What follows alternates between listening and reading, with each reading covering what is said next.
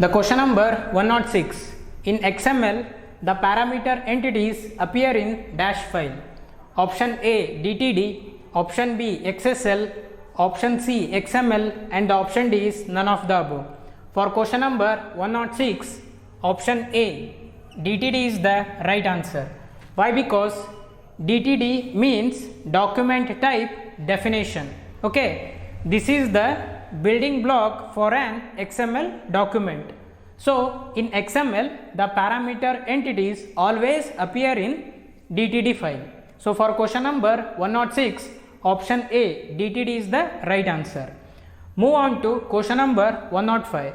In PHP, replacing the string from left hand side is called as option A dicing, option B popping, option C deciphering, option D none of the above.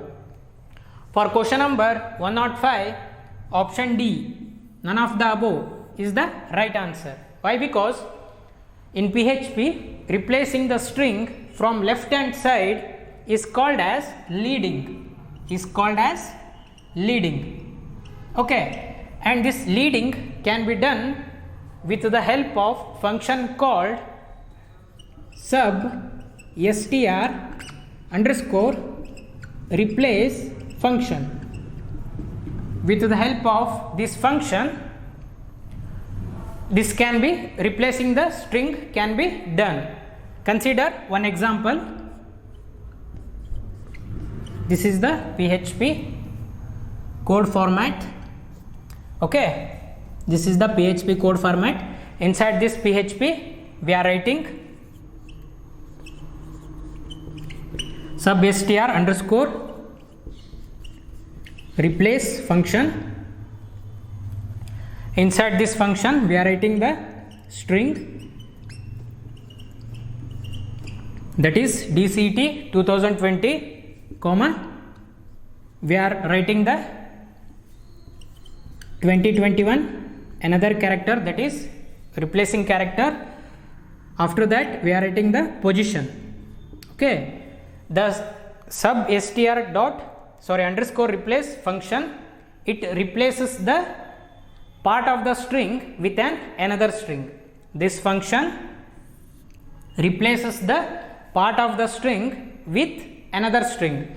In this example, we are taking string called DCT 2020. Here 2020 can be replaced by 2021, and here the 4 number indicates the position. For example, consider here D represents the 0th position, C represents the 1st position, E represents the 2nd position, T represents the 3rd position, and 2 represents the 4th position. From 4th position, it replaces the value with 2021. Okay, so it can be displayed with the help of echo keyword. So when this function is executed, on the output screen we are getting DCT 2021. Got my point? The sub str underscore replace function replaces the part of the string with another string. Here the string is replaced from position 4. From position 4, the string is replaced by another string, that is 2021. So at the output we are getting DCT 2021. So for question number 105, option D none of the above is the right answer. Why? Because replacing the string from the left hand side is called as leading, and it can be done with the help of function called sub str dot replace function.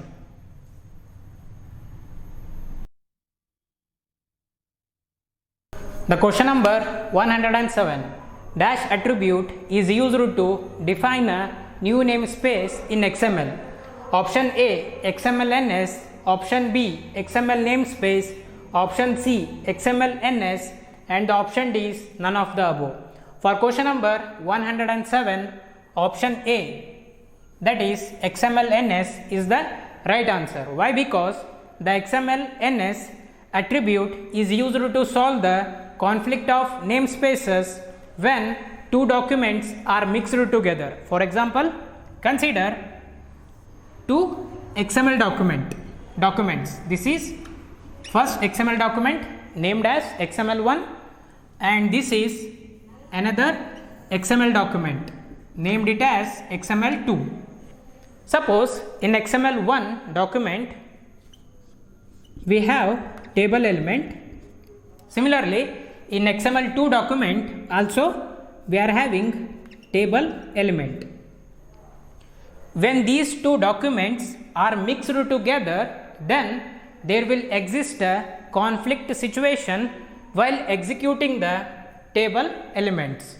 In order to solve this conflict situation, we are using XML namespace with the keyword called XML_NS. The declaration of XML namespace like this. This is the element. Okay. In the element we are having the attribute called XML_NS. After that we are having the name and we are equating it to the URL. Okay. Here the name indicates the XML namespace prefix. This name indicates the namespace prefix. Similarly, this URL indicates the namespace identifier. Namespace identifier.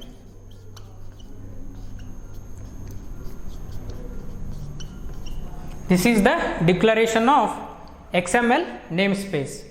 Here the XML_NS is the attribute, and here name is the namespace prefix, and URL is the namespace identifier.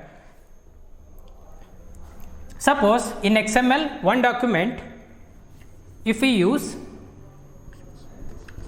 table as the element, after the table we are using XML_NS, and that we are using the namespace prefix here n1, and is equal to we are writing some URL. Okay, and after that we are closing the XML namespace declaration. This is called as XML namespace declaration. Here we are declaring the namespace prefix as n1. Similarly, in XML2 document also we are writing the element as table. Here also we are writing the element as table. After that we are writing the XML_NS